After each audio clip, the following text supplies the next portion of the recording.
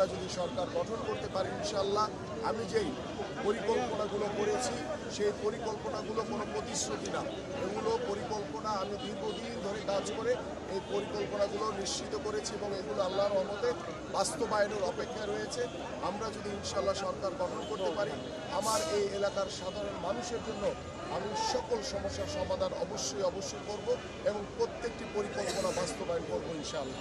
আমার সবচেয়ে বড় যেটিকে আমি সবচেয়ে বেশি গুরুত্ব দিয়েছি সেটি হচ্ছে আমার এই এলাকায় নিম্ন মধ্যম এবং উর্দুভাষীদের একটি বৃহৎ জনগোষ্ঠী রয়েছে, তারা এখনো স্থায়ী পুনর্বাসন পায়নি। আমি যদি নির্বাচিত হই আমি সবার আগে এই মানুষগুলোকে স্থায়ী পুনর্বাসন করব। পাশাপাশি সবচেয়ে বেশি গুরুত্ব দিয়েছি আমি শিক্ষা ক্ষেত্রকে। আমার এই এলাকায় অনেক নিম্ন আয়ের মানুষ, মধ্যম এবং যারা উপভাষীদের একটি জনগোষ্ঠী রয়েছে, তারা অর্থের অভাবে এখনও তাদের ঘরে পড়াশোনার আলো, শিক্ষার আলো তাদের ঘরে পৌঁছায়নি। আমি সেই সকল মানুষগুলোকে আমাদের যে জাতীয় পরিকল্পনা রয়েছে সেই পরিকল্পনা মাফিক আমরা প্রত্যেকটি ঘরে ঘরে বিনামূল্যে তাদের শিক্ষা ব্যবস্থা পৌঁছে দিব এবং আমাদের স্বাস্থ্যক্ষেত্রে আমাদের অনেক বেশি কিছু করণীয় রয়েছে। আমরা সেই সকল আলোচনার মাধ্যমে আমরা রাষ্ট্রীয়ভাবে এবং আমি আমার এই এলাকার প্রত্যেকটি সাধারণ মানুষের সাথে কথা বলে যেটি আমি চিন্তা করেছি এবং যেটি আমি পরিকল্পনা করেছি যে আল্লাহ যদি আমাকে কবুল করে আমরা প্রত্যেকটি ঘরে ঘরে বিনামূল্যে স্বাস্থ্যসেবা পৌঁছে দিতে চাই।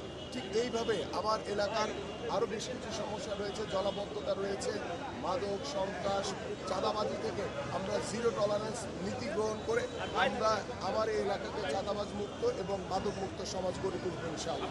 রেইনবো অলরাউন্ডার এক্সটেরিয়র পেইন্ট বাড়ির বাহিরের দেয়ালের সুরক্ষা নিয়ে থাকুন নিশ্চিন্ত, সাথে পাচ্ছেন 10 বছরের ওয়ারেন্টি। ইতিমধ্যে আমার লোকাল ইশতেহার এবং আমার এই নির্বাচনী এলাকার প্রত্যেকটি তরুণ যুবক, বেকার যুবক যারা রয়েছে, যারা বেকার যুবতীরা রয়েছে, তাদের জন্য আমরা কারিগরি প্রশিক্ষণ, আমরা ফ্রিল্যান্সিংয়ের মাধ্যমে তারা যাতে আর্থিকভাবে সচ্ছলতা অর্জন করতে পারে এবং আমরা ভোকেশনাল ট্রেনিং করে এবং আমি ইতিমধ্যে আমার এলাকায় বেশ কিছু নির্বাচনের আগেই বেশ কিছু অনলাইনে প্রশিক্ষণের মাধ্যমে তাদের কর্মসংস্থানের সুযোগ তৈরি করার রাস্তা আমি তৈরি করে দিয়েছি।